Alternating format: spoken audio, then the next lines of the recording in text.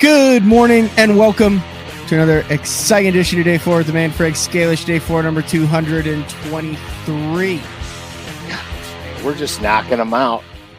And we're back to the original music. A lot of backlash. I would call it feedback, but it was primarily backlash for changing the intro music last week, Frank. So I did not know that. I was not aware of that. Well, I received backlash for the original intro music 2-3 years ago when I took everything over. I mean, yeah, I had people claiming they were not going to watch the show anymore because the intro music made them want to throw their listening device out the window. But apparently everyone got used to it. So then, like, you know, when I gave it one of these,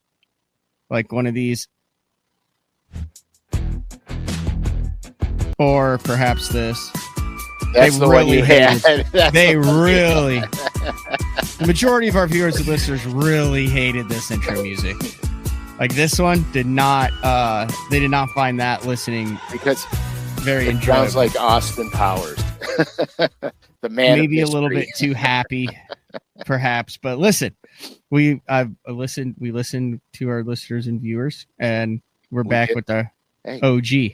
We give them what they want, man. Yeah.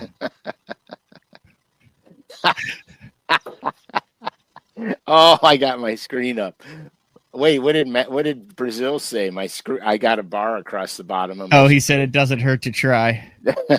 And they said that Chuck says that he didn't like it only because it sucked. No other reason. It just sucked. Lincoln doesn't know what I was thinking, all sorts of stuff. We were talking a little bit beforehand, and we'll dive into you're in a bit of a pickle right now. Yeah. But I did see some jerkbait slapped across the face of a couple dandies that you posted yesterday, Frank. Yeah, man. Yeah. So the crazy enough thing is, men don't listen to that music. So the crazy thing about, a friend of mine, you got to put it just a little lower and we'll just let it ride the whole show. Just keep going.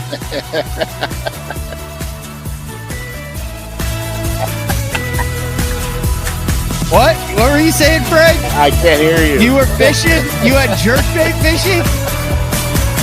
Okay, I promise I'm done. You are such a child.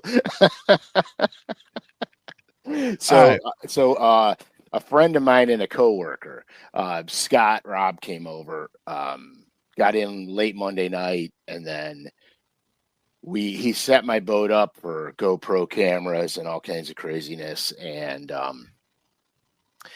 we went fishing Tuesday to do a Flashpoint junior video, and then we went fishing Wednesday basically to monkey around.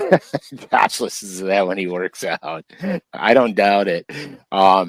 Anyway, so what happened was I went to a lake that I haven't been on in a little over a year. Okay. And it usually, this time of year, it's usually spot on the money. And so we get out there and it is snowing like mad. I'm like, it's okay. It's going to be okay. It was there was hardly any wind. It was just freezing cold and snowing and probably more like sleeting. And, wait a minute there. I had to turn my little heater off. It's making too much noise. Anyway, so we get out there and I slide up on the first spot and the whole, just showing some fit. All right. I slide up on the first spot and that's Scott with Pro Blue. I think he was throwing Pro Blue. And we start fishing and I get on a wad of fish right away, but they were more, pound to pound and 3/4-ish fish. And I'm like, this ain't going to work. And so I said, we're going to just keep moving until we find the better ones. And what wound up happening was two things happened on that day. They wanted the bait not moving at all, which I hate. And you said water temp was what? 42. That's like the first like cold water of the year, right? Well, we had dropped from 49 to 42 probably in 3 days, 4 days. Okay. So it was cold. Yeah, I was getting down there. I mean, it was dropping pretty good.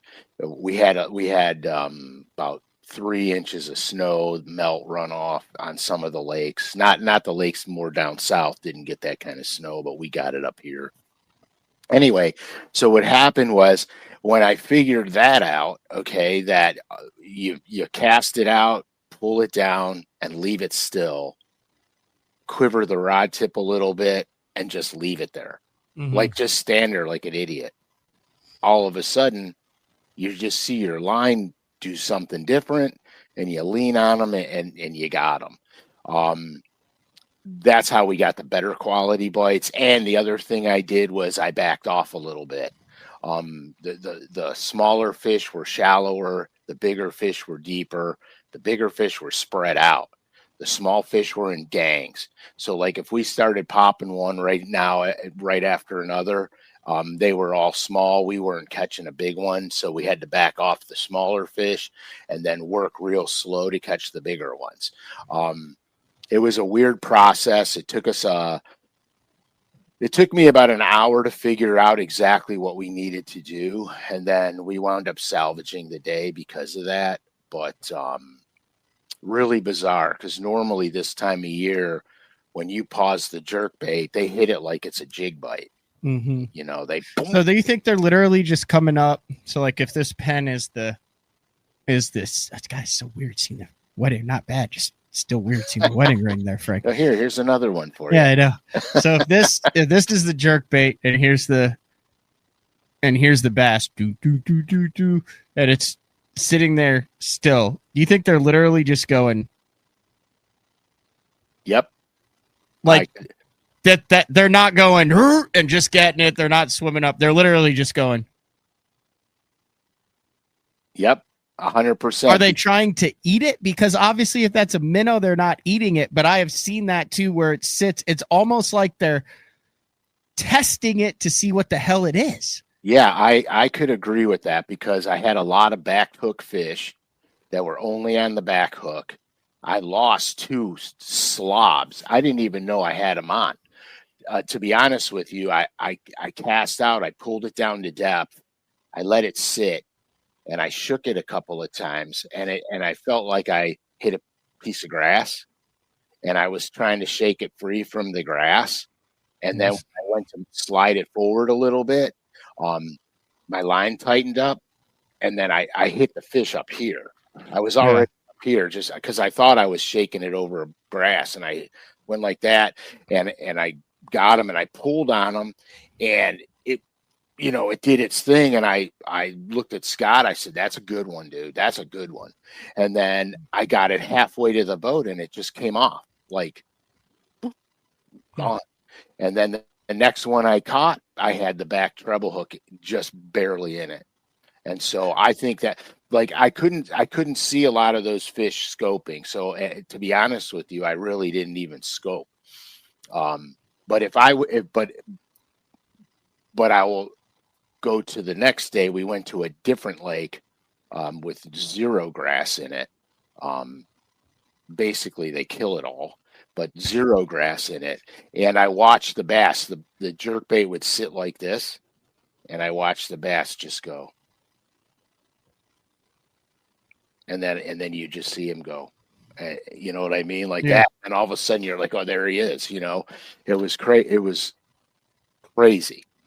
It was crazy. I wonder, so remember Rapala had the jerk bait that had the little tinsel tail on the back of it? Yeah, the feather on the back, yeah. I wonder if when they're like that and you're just barely nudging it and not moving it, if you put a very finesse feather on that back treble, if you could get them to commit more. Okay, so here's my theory on that, because I have a theory.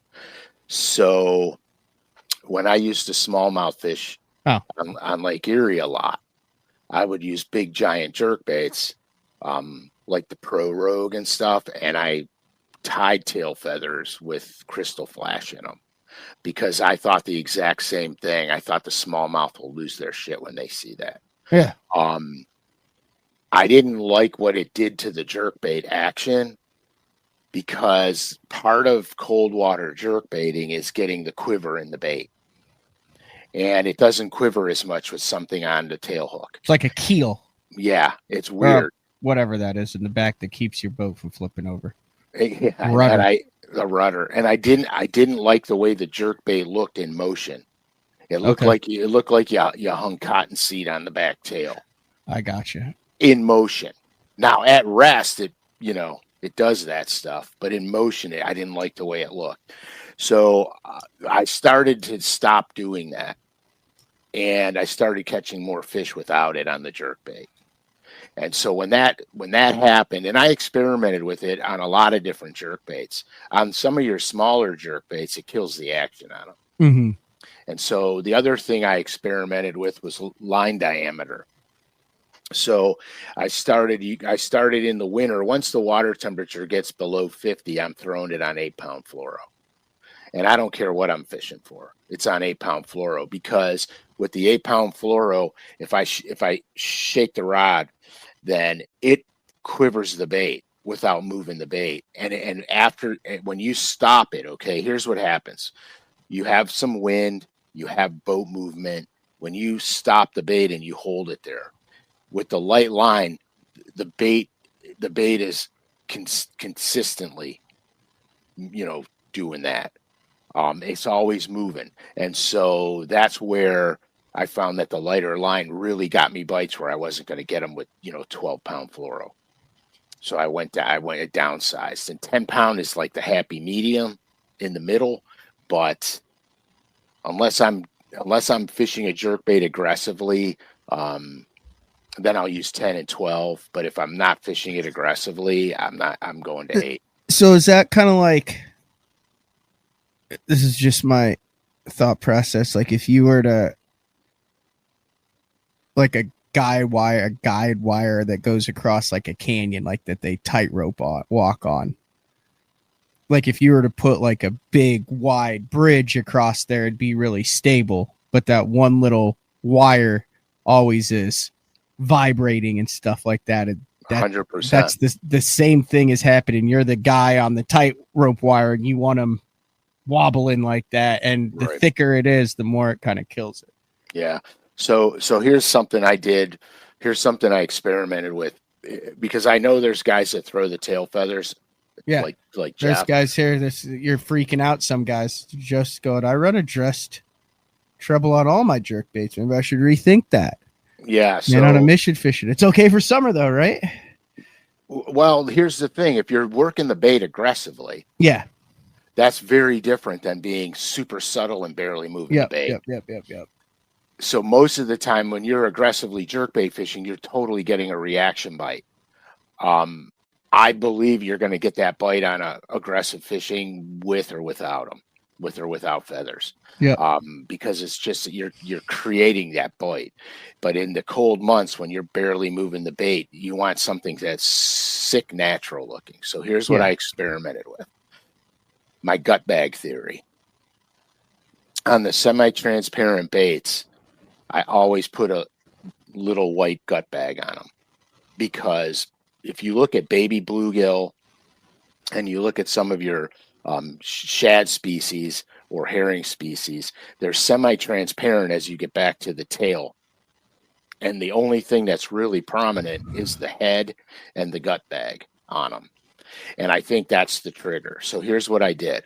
I had a jerkbait that was very translucent, but it had the right pearls in it, and I love the thing. Excalibur doesn't even make it anymore. Well, Excalibur isn't around. It was the TX3. It literally measures in at 3 inches and 1/8. And the belly of it is transparent, but it's got some silver pearl blown on the belly. So I was fishing one day. This is a bunch of winters ago. I mean, a gang of winters ago. I was fishing one day and I was doing my slow Gang presentation. of winters ago. Yeah. So I was doing my slow presentation and I would get a bite. I wasn't feeling the bite necessarily, but I get the bite, I get the fish in, and it'd be on the back treble hook, or I'd lose the fish at the side of the boat, and I'm like, they're not committing to this thing. I switched to a bunch of different colors and couldn't even get bit.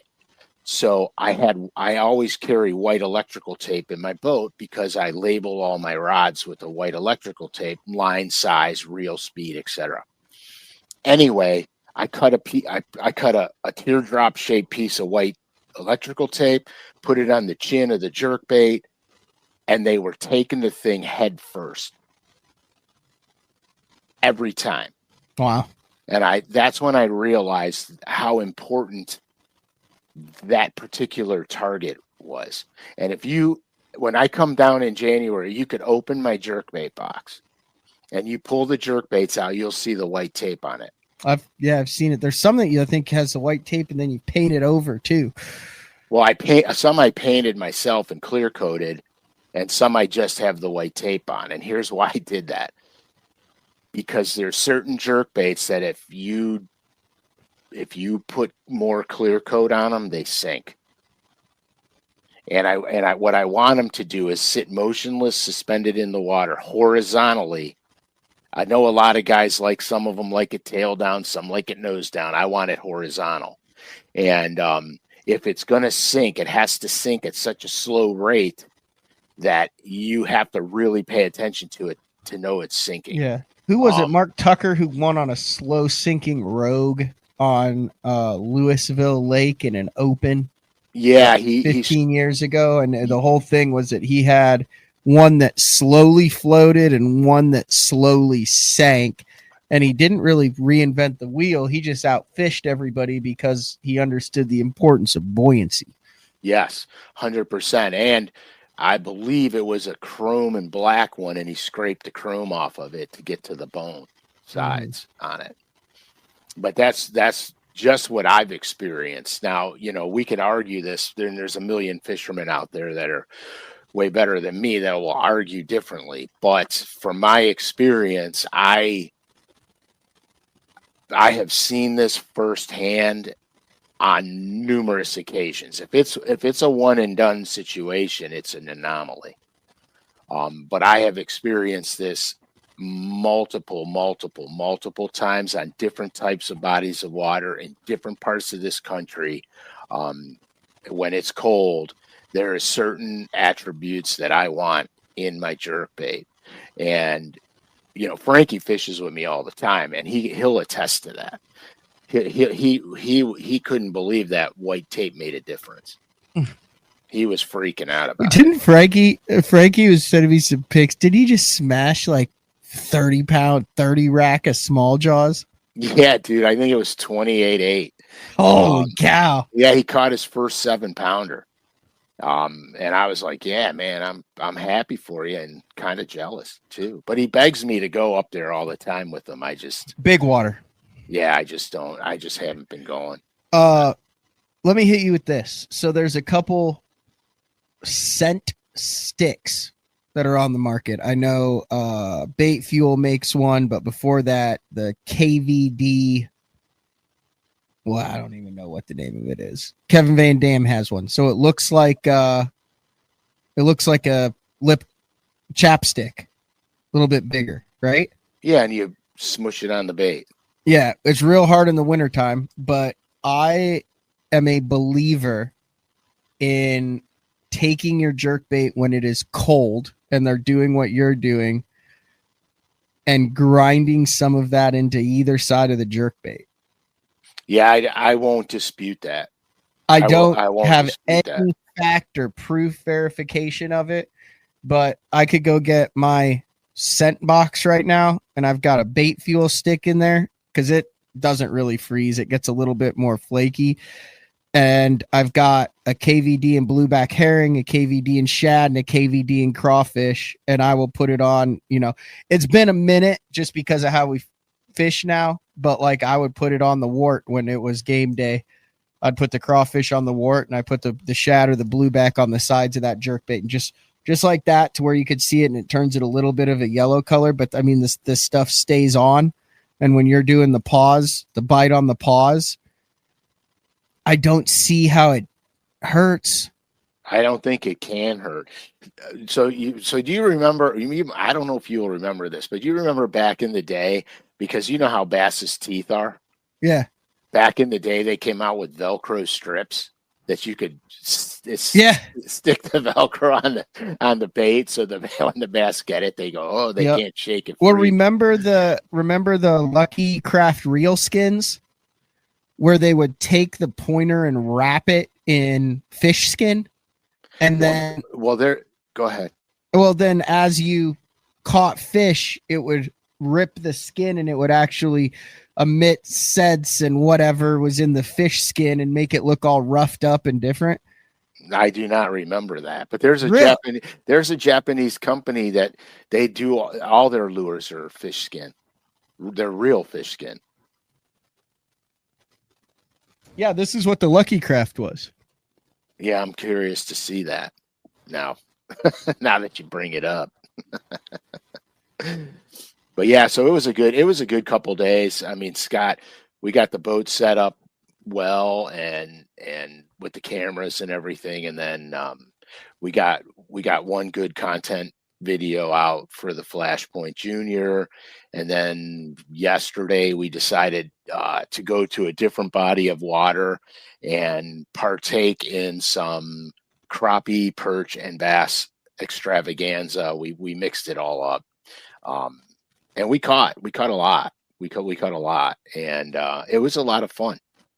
We were gonna take some crappie and perch home to clean, and then as the day, you know how it is, as the day gets better. Mm-hmm. There it is, right there. Okay. So you go down, and it's the Lucky Craft real skin, features actual fish skin.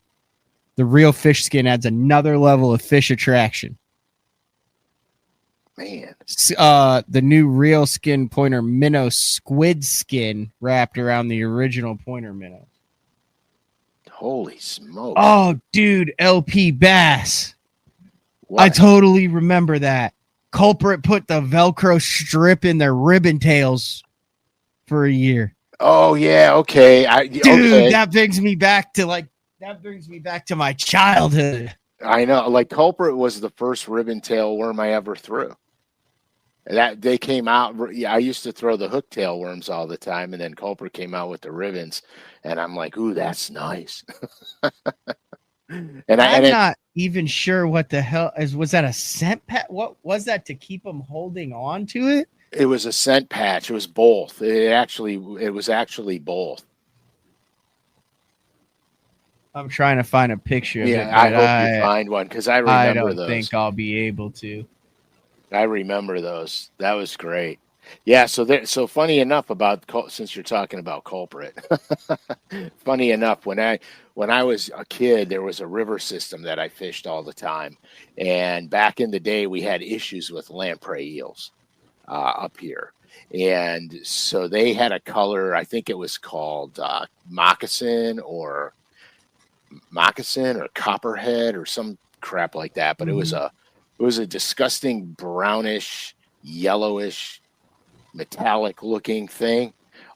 Never thought in a million years that I would ever own that color. And I caught a fish with a little lamprey on it, and I went, oh my God. And I went to the store and bought those, and those bass in that river just annihilated that. I was like, it's the only place in the world I ever caught them on it, but it, it was a local thing. So I was like, I gotta have 100 of those. But it was hilarious. I can't find a pack of them. Yeah, it's too bad, but I do remember that.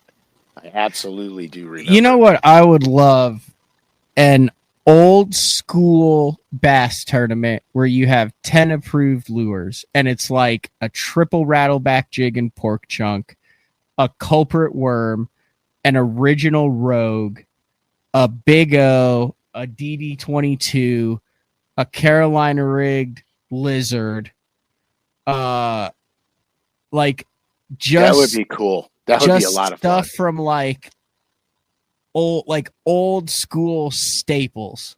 Right, but it has to be. They have to be originals. Originals, 100%. A culprit worm would be like a perfect Texas rigged worm on that, but like OG old stuff, like a lunker lure buzzbait.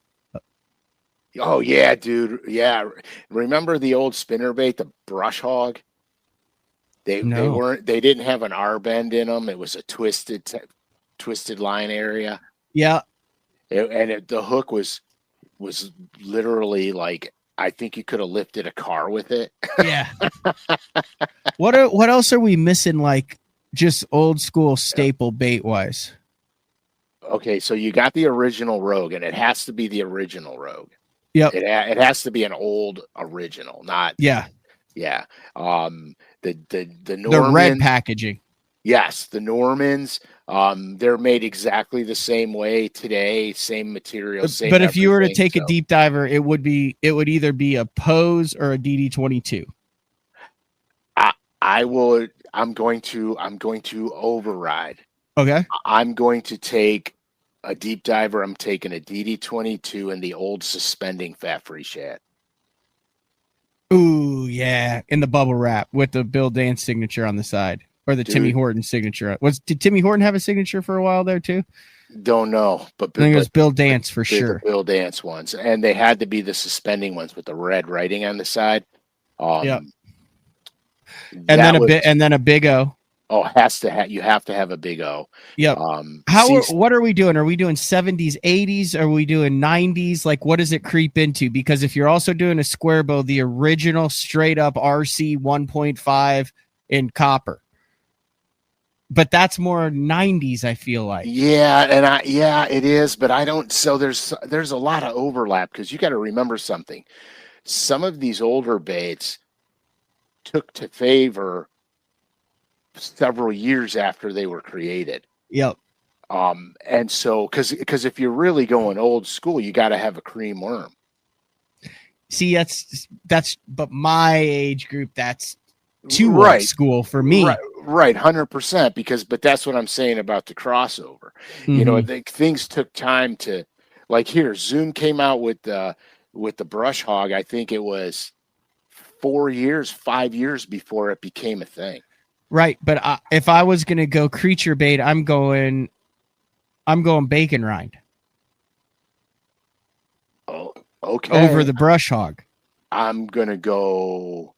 Not as far as like working and stuff. I'm just going like, didn't the bacon rind, basil bacon, didn't that come out before the brush hog was introduced? It's very possible. I'm not 100% sure, but then here again, then you're gonna have to go with Uncle Josh pork on a jig. Yeah, the jig and pork, I think we've done that. But I think, was there a jig? I mean, to me, in the early 90s or late 90s, early 90s to late, was the triple rattleback. The Lunker Lure triple rattleback jig. It had the 3-chamber jig on the back. It had the shorter meat hook on it. It came in a pack that you could pull the 6 off of the tab. The gaff. It had the gaff on it. Yep. Yeah, but then what do we do with the Devil's Horse? That's got to be an OG topwater along with the original Popar. Yeah, it has to be the original. To me, those are that, and then a Lunker Lure buzzbait. Yeah, you have to have that. The Lunker buzzbait is a non-negotiable on a topwater. Yeah, you have to have that for old school. You can't. It's non-negotiable. Yeah. And then, like I said, like if you were doing, it depends on how early, but like, man, there wasn't an angler worth his salt that did not have at least one Sammy in the topwater box, and it was usually but see the Sammy. Okay, now the Sammy is not, in my world, it's not old school. That's what I'm saying. For me, it is.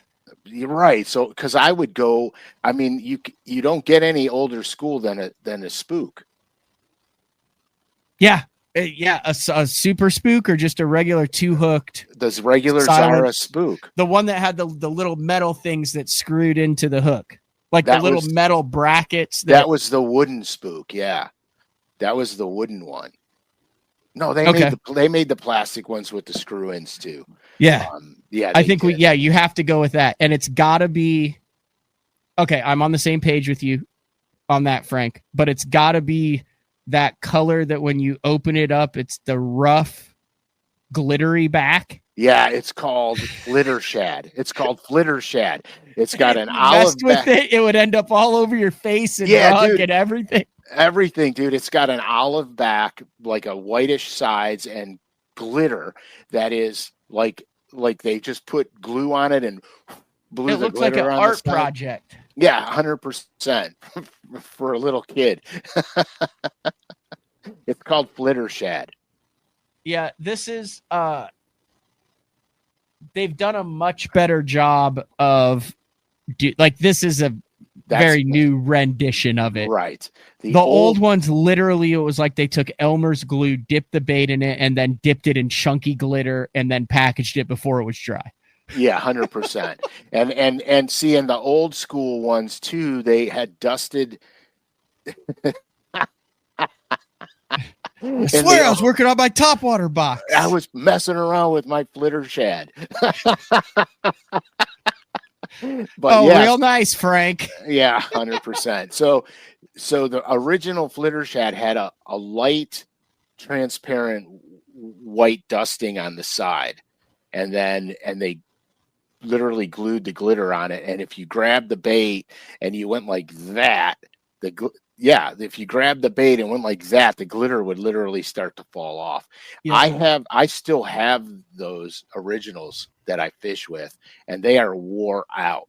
Like there's barely glitter on them anymore. Yep. They are wore That's out. Definitely one of the OG topwaters that's on the list. A spook in that color and a Pop-R P70 and a Lunker Lure buzzbait.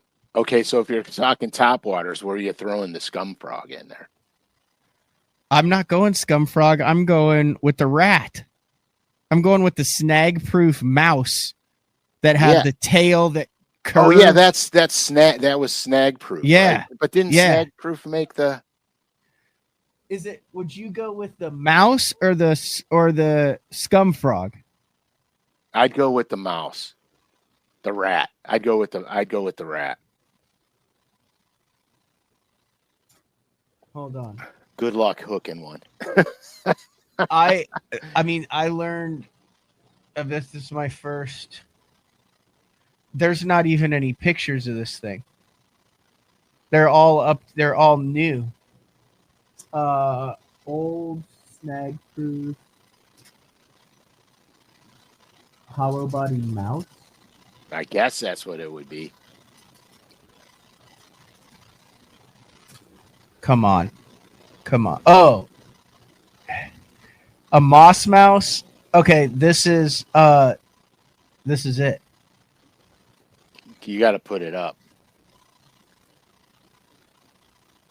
Yeah, that's it. Yep. Look at that bronze hook in there that like buried back into the bait. Isn't that sweet? Now, to me, I'm sure there's older frogs than that. Like there's the man's one that had like the tail on it's like a pad that they cut. Okay, I'm not familiar with that one, but I get it. But that to me, like that, if you're gonna throw it, like that's the one right there. Okay, so they made a gray one. I always liked the gray one for the old pond at Rock Springs across the moss, like legit moss. We're talking about like the legit moss.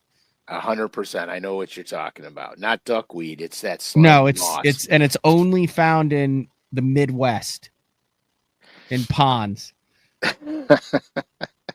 That's wild, dude. So what else? So okay, so then, I'm good with that on topwater. I don't think we need anything else on top. No, do you? No. And we've got the crankbaits dialed in. Okay, we got to do soft plastics again. So a definitely culprit worm. I think you have to throw the OG What Tequila about the Sunrise or Motor Oil or Power Red Worm. Shad? Or Red Shad Power Worm. Okay, so see, the Power Worm to me is not OG, man. Power Worm's not OG? No, Man's Jelly Worm's OG. I'm talking about and even in tournaments. Yeah, the Man's Jelly Worm, they smelled like blackberry and grape and anise and all this crap. 1990 is when Berkeley introduced the Power Worm. All right, I'll say old school on that one. All right, I'll go with it.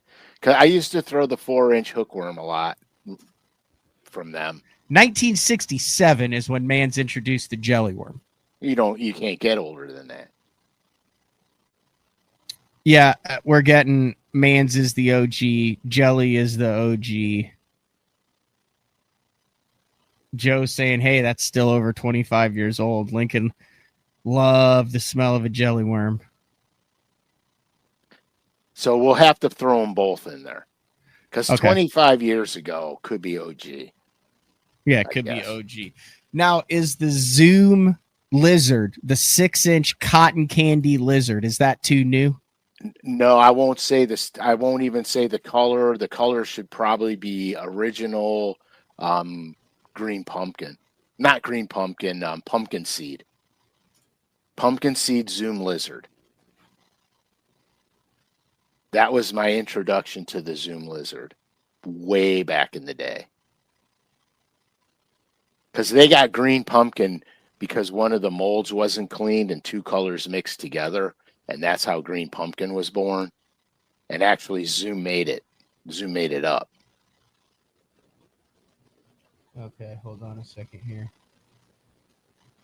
You're talking about just straight pumpkin seed? Or pumpkin seed. Pumpkin seed. It looks like a lightish, tannish brown with black middle flake in it.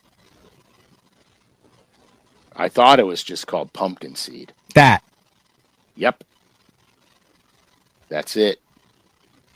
Okay.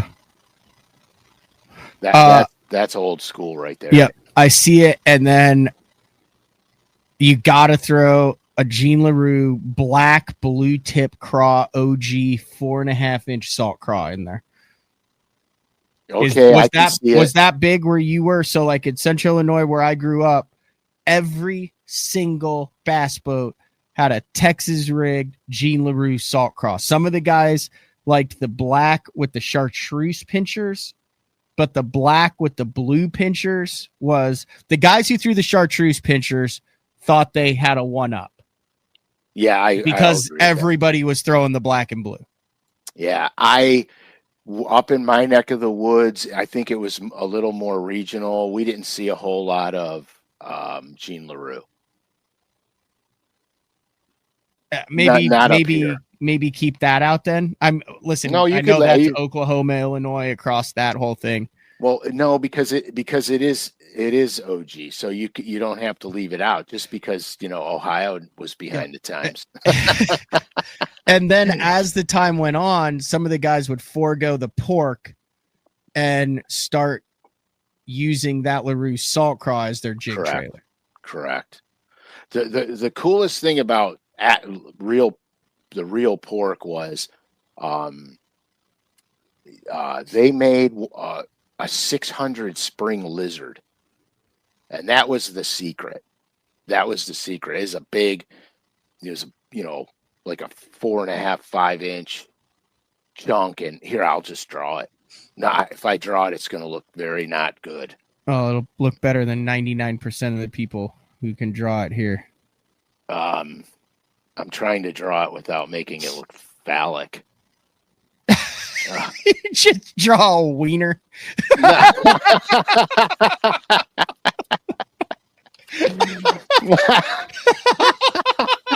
Everyone's like, I'm not seeing that, Frank. Hold on a second. You guys, you're such a child, dude.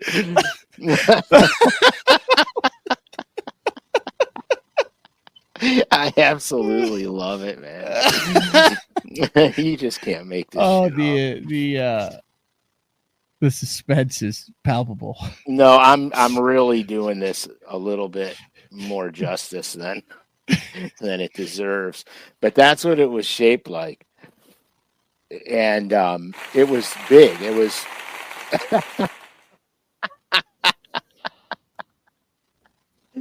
I'm not. We're just not going to this illustration ever again.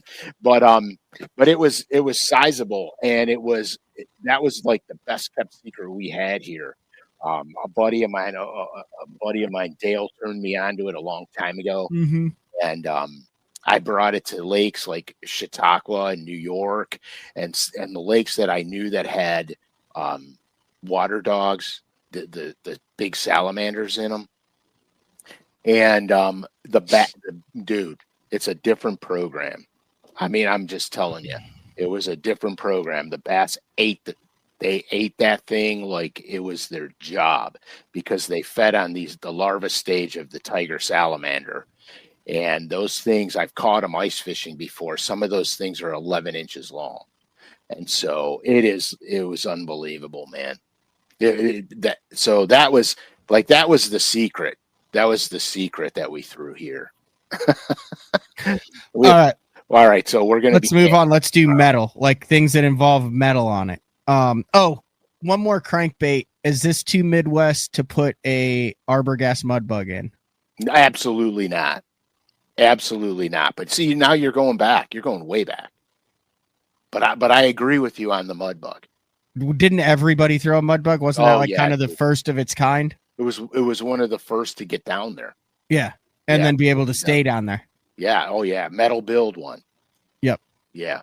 100%. And then I mean you could throw the wiggle wart in there too, but I feel like that had like more of a renaissance later. Recently, like it was just part of the arsenal back in the day, not appreciated until way later. Okay, let's do metal baits then. So this would be like spoons, blade baits, spinner baits, that anything that's got wire and metal in it. Okay, spoon would probably, in my opinion, would have to be the Hopkins 40 Shorty 45. Okay, you're the expert on this because I never got into this back in the day, so that's what I was going to see. Hopkins Shorty.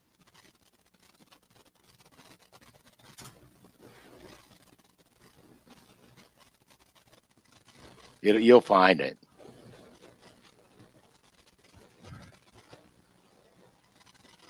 Yeah, but that's not the shorty.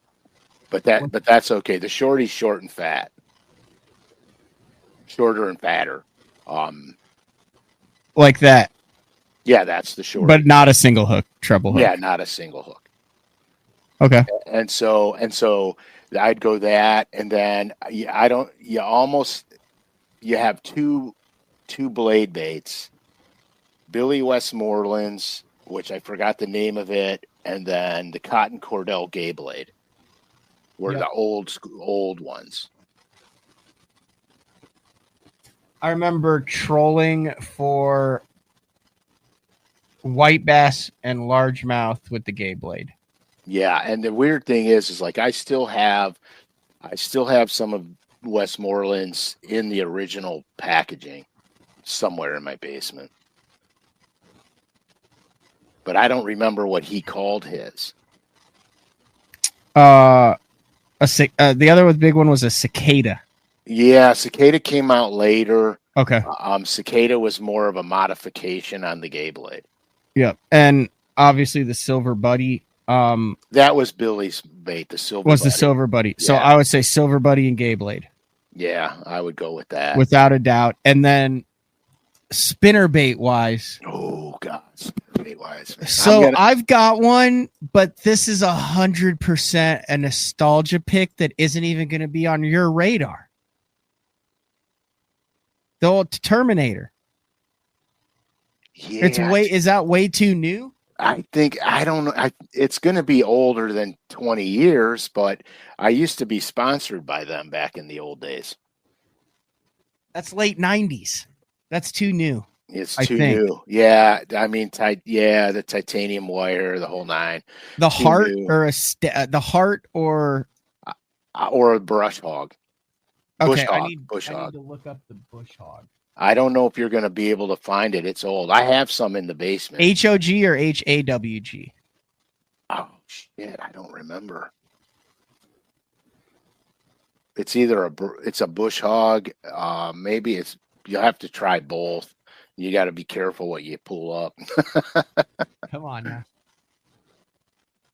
I think I'm not sure on that. Are we? Is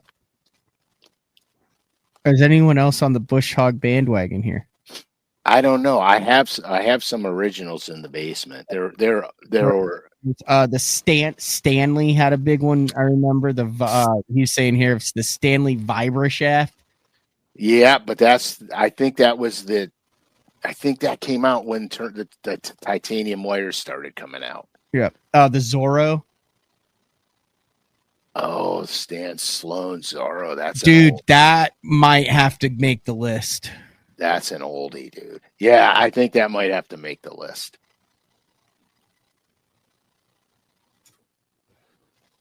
That definitely has to make the list. I'll tell you a spinnerbait that was. I'm going to tell you a spinnerbait that was very overlooked. That was a very good spinnerbait, and that was Peter T's. I didn't know he had one. Oh yeah, dude, that was a fish catching. Okay, we're going to the Bush Hog was first. Amen, LP. Yeah, and then the Hank Parker special. Yeah, that became famous because of the classic win, dude. Yeah, that was 80s. The double gold Colorados. All right, so there you go. What are we missing? Oh, any like soft plastic jig? I think a would it have been a Chompers on a spite like a jig head? Like I'm thinking like something like a hula grub, the old hula grub, a Charlie Brewer slider. Oh, the slider, dude. We got to put the slider in there. Slider has to be in there. It has to be in there. It has to be in there. You got to put the slider in there with their own little head that you put the worm on, and oh yeah, dude. And then terminal tackle wise, I don't know. It always sticks out to me is the pear shaped mustads, the triple grips that came out in the early to late 90s that, that were on all the bandits and stuff. Like, to me, that's an old school treble hook shape. You don't really see it that much anymore. Yeah, well, if you're going old school hooks, you almost got to go true turn. Yeah, well, no, treble hooks, there's one that's iconic. All right, and it came on a lure net bait in the bubble wrap. It came on the the Excalibur. Yes, dude. I have buddies of mine that beg me for those hooks. The Excalibur, and it's like they twisted around the shank somehow. Yeah, they were like. I always wondered what happened if you like buried one of those bad boys in your thigh. I don't think the line trick would have worked. I'm just going to tell you, you can almost not get them out of you because I've had plenty of them in me. Yeah. That's the old school. That's a badass old school. And they were also one of the first black colored hooks on the market. They were evil. Those things were evil. I'm just going to tell you this, okay? So there was only one issue with that hook. Literally one issue. You could only sharpen them one time because it was more of a chisel point with a rounded. It's almost like the trocars are now. Yeah, it was triangular, except the very end of the point was rounded, and so it would only take one sharpening, and you had to use the finest stone imaginable. Dude, listen. I know there's guys at my house where I live. They beg me for those hooks, and so when I started fishing Bassmasters, a lot of the when fat-free shads were labeled under Excalibur, they had all them hooks on them. So I used to take them off. And I saved every one of them, and I had boxes of them. And I have a good friend of mine who loved them, And so I was cleaning out my stuff probably a year or so ago, maybe 2 years ago, cleaning out all my stuff. And I come across these boxes, and I had them by size individually bagged in freezer bags. I'm like, oh my God, look at these. And so I told my buddy, I said, hey, I got like 500 or 600 Excalibur hooks. He goes, dude, can I have those? I go, yeah, sure, I'll bring them by. So he worked at a tackle shop, and I brought them by and gave them to him. You could have sold all of them right now on eBay for $1 million. Play the music. Yeah. All right. We'll give you guys 30 seconds. Is there any category that we've left out here? Locators. Bed fishing baits. I always threw a lizard on them. You did? Always. Okay. The mission fish swim bait sticks out to me. Okay, the mission fish swim bait. First time I ever fished that bait was on Clear Lake. This is the funniest thing on earth. I've never thrown one, seen one, nor had one in my entire life. Bassmasters, we go to Clear Lake. Mm-hmm. First time I'm ever on Clear Lake. Everybody's talking about the bass tricks minnow and the mission fish. So I'm like, okay, well, I'm going to Clear Lake. I'll just get them when I get down there. So I get down there, and I go in this tackle shop, and I bought a handful of mission fish, and then I bought an untold amount of grossly expended money on bass tricks minnows. Yep. Never ever threw them in my life, but I got them. I got a bunch of them in my boat. Yeah. In the tournament, I'm not catching fish on any of that crap. I'm catching them the way I normally fish. The only different thing I did was I put an 8 and a 10-inch worm on a shaky head. And at any rate, first day of the tournament comes along, and I go to this one place where I had some nice, good fish located, and I couldn't catch them doing anything. And I'm like, what the hell? So I go, I'm going to try this. I dive in my box, I pull out a mission fish, and the non-boater I'm with, I'm like, I guess this is how you rig them up. I guess this is what you do. He goes, you never threw that before? I go, hell no, man. And I chucked this piece of ham out there, and it got booge in the water, and I'm slow rolling it back to the boat. 5-pounder. I flip it in the boat. I'm like, okay, it works. And the guy goes, hey, way to use your go-to bait in the tournament. I was like, I never threw it. That was the first cast I ever made with one, and probably one of the last fish I ever caught on one. That's funny. The other one, and now I feel like Yum makes this, but in my mind, it sticks out as that Lake Fork, that little ringed craw. Yeah, so River. It used to be Riverside was the company name. Yeah, good call. That's awesome. Yeah, the Riverside craw. That's another one. We used to use that all the time as a jig trailer, as just flipping it, with a slip sinker rig. Riverside craw. But it was that same mold, and then it went to Lake Fork, and now Pradco has it, right? Pradco has a real looking craw, but I don't think that's the one. There's one, what this one that I'm talking about, right? This is not like the exceptionally realistic fat one. This is like a pain in the ass to get your hook through this part, and it's like pretty slender, but then there is a little bit of hollow right here. Yeah, you could go to LureNet. They have live craws, but the tail's folded under. Oh, yeah, this one isn't folded under. Okay, so they have one out. It's like it looks like the pocket craw. I can't believe I'm spacing the name right now. What brand would it be under? It's called the Crop Happy. It's under Yum. Oh, it'd be under Yum. It's called the Crop Happy. I don't know if they still make it though. I know that they have it because I was just at Jeffrey's house and he had 8 billion packs of them on the wall. Yeah, they don't make it anymore.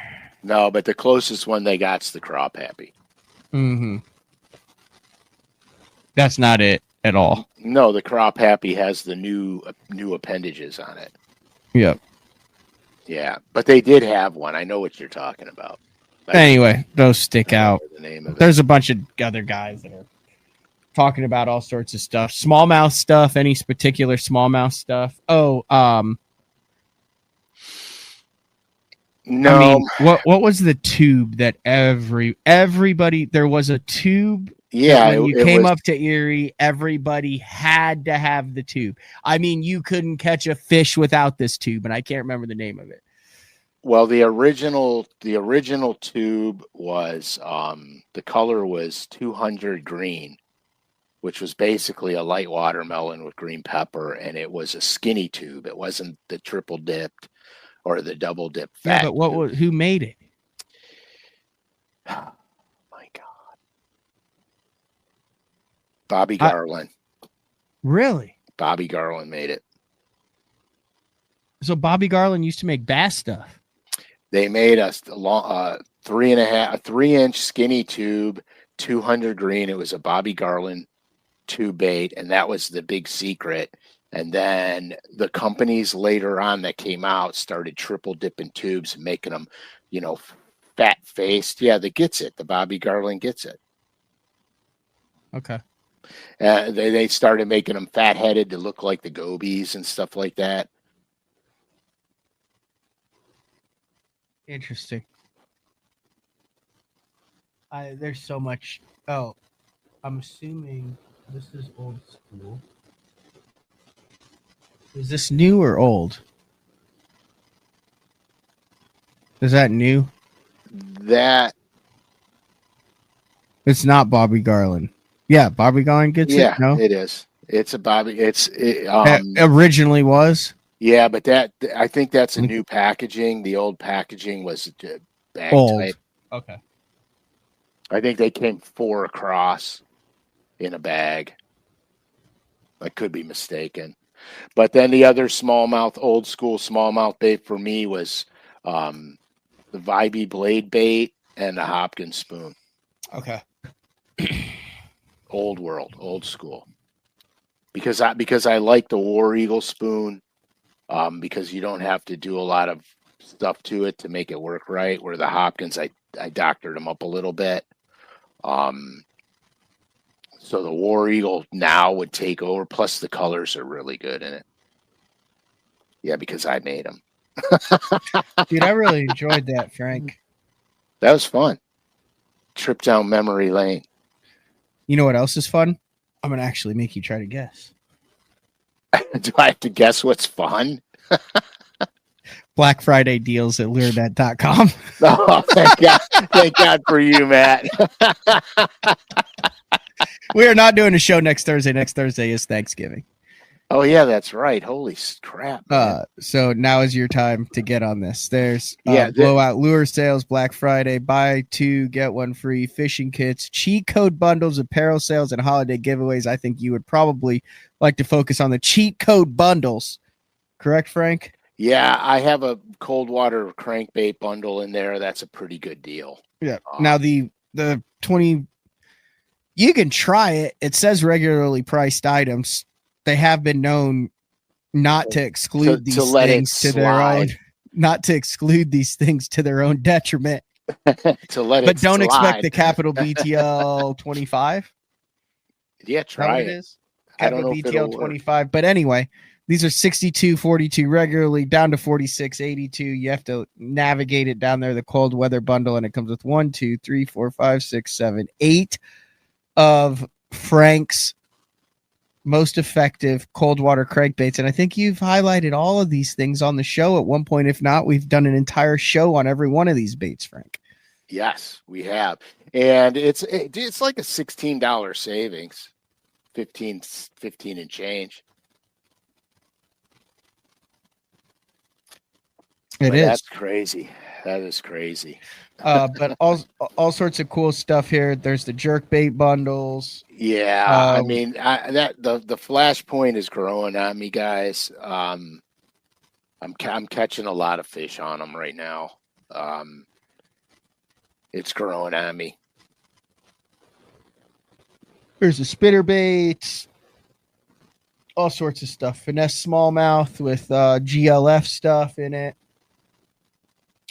31, you're saving 10, and then you can go back, and then there's a bunch of buy two get one free deals on 4As, 300s, 200s, GLFs, headings, all sorts of stuff. So check that out. Yeah, I can't believe I forgot about Black Friday. I'm fired. They're gonna fire me after the show today. I didn't forget. That's a part of FBS that he just tried at BTL. Does it work on the bundle stuff that's % off? If it works on that, I would recommend doing that as soon as possible. Joey Mac and Cheese, dude. Shout out to Joey. I would venture to say that once they realize that they have not included that in the BTL 25, that will be done. So by the time you actually hear this, you might not be able to use that. That is actually a glitch. So I would take advantage of it before. It should just be all regularly priced items, which all this stuff is not regularly priced. Oh, shoot. If it works, man. Use it. What did you say to start the show off? Many winters. What was this? What did you say? Something about how many winters that you had. A gaggle of winters ago. Was that it? I don't know. A gaggle of winters ago. I don't remember. You'll have to play it back. I'm scrolling back trying to see. I'm lucky when I can remember I talked about this morning. Is it? Was that Abe Lincoln? 7 years ago? Yeah, that was Abe. Honest Abe. No, I am not comparing what you said today to Abe Lincoln. Now, come on, man. I could be just as impactful as good old Abe. Man, someone said it in the comments. They pointed it out. I can't remember. Brazil. I think Brazil said it. Anything else today, Frank? What are your Thanksgiving plans? Are you doing the whole kids, grandkids, extended family, everything at your house with the turkey? And everybody's coming home for Christmas. We're probably going to go to my wife's sister's house for Thanksgiving. Does that make you nervous? Nah. I don't get. Nah. I'm not. I think that makes the show cheesy, but I do enjoy it. You do enjoy it. I've noticed that about you. All right. Well, I guess there's only one thing left to do, which is to fire up the exit music and do a skate.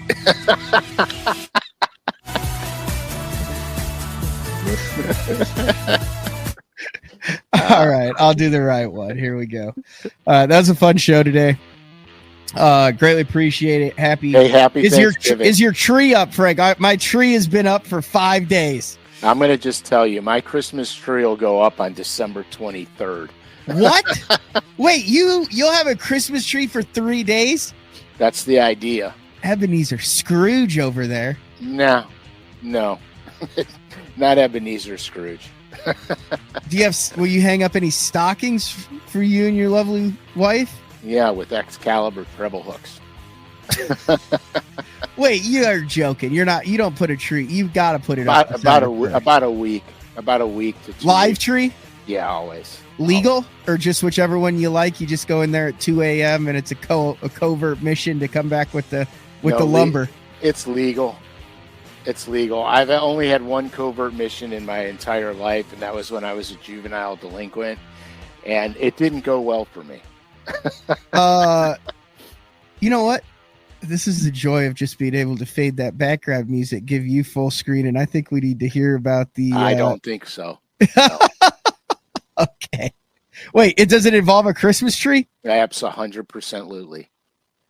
Oh, come on. You can't tease us with this, Frank. It's not a tease. I cannot.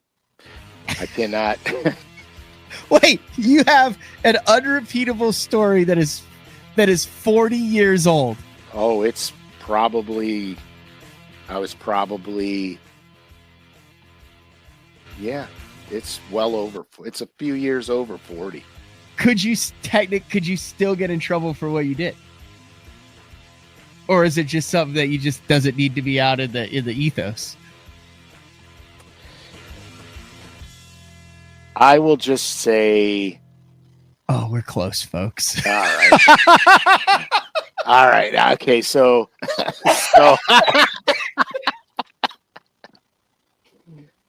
oh gosh. Okay. So names, dates, and places will not be in this at all. So okay. So when I was younger, I was dating this girl, and her father had a heart attack and went to the hospital, and they did everything, and everything turned out okay for him.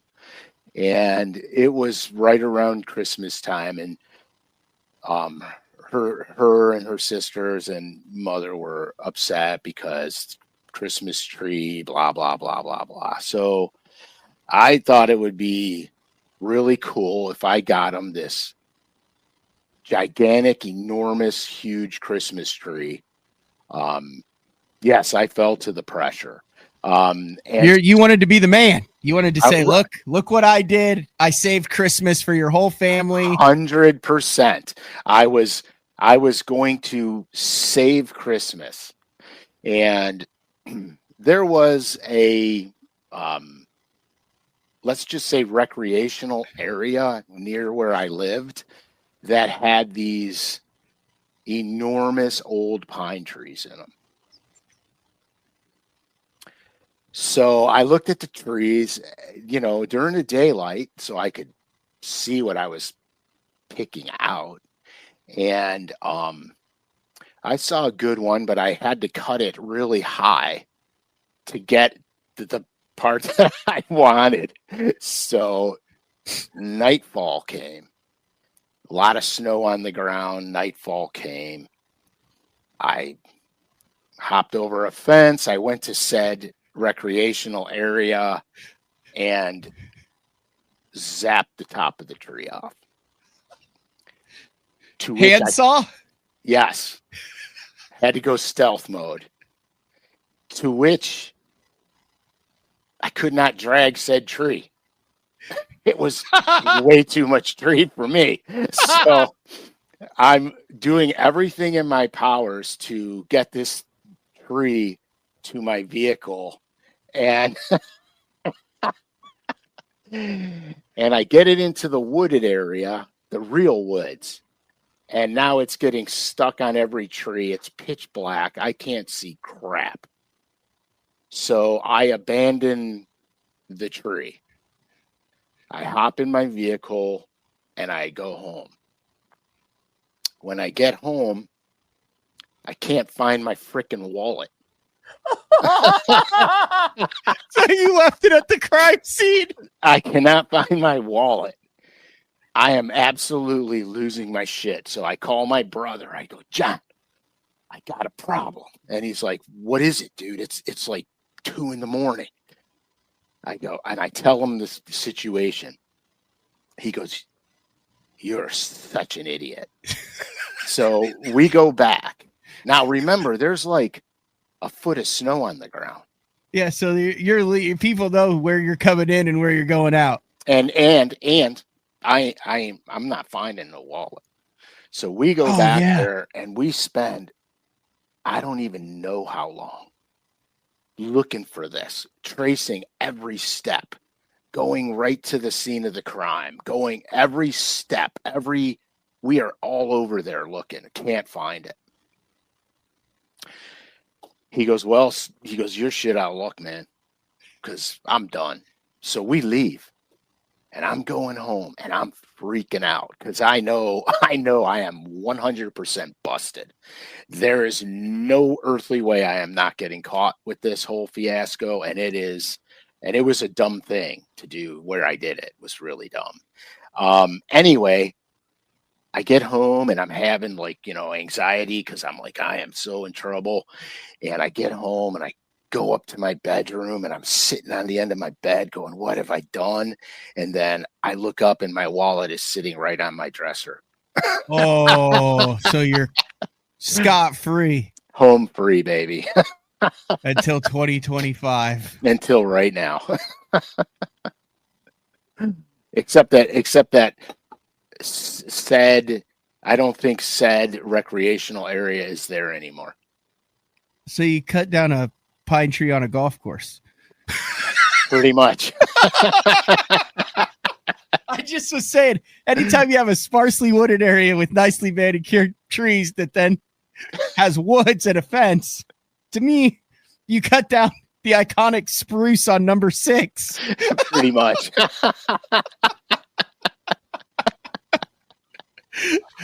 Oh, that's awesome, Frank. Yeah, so Feliz Navidad, everybody. Dude, anything for a pretty face. What can I tell you? And with that, we'll wrap up show number 223. Next show, Frank, I'll be in handcuffs. This was a gem, Frank. Hey, sometimes it has been a gang of winter since we've had a show this good. A ganglia of winter. A gang of winners. A gang of winners. All right, we'll talk to everybody in 2 weeks. Hey, happy Thanksgiving, everybody. Be safe. Enjoy. See ya.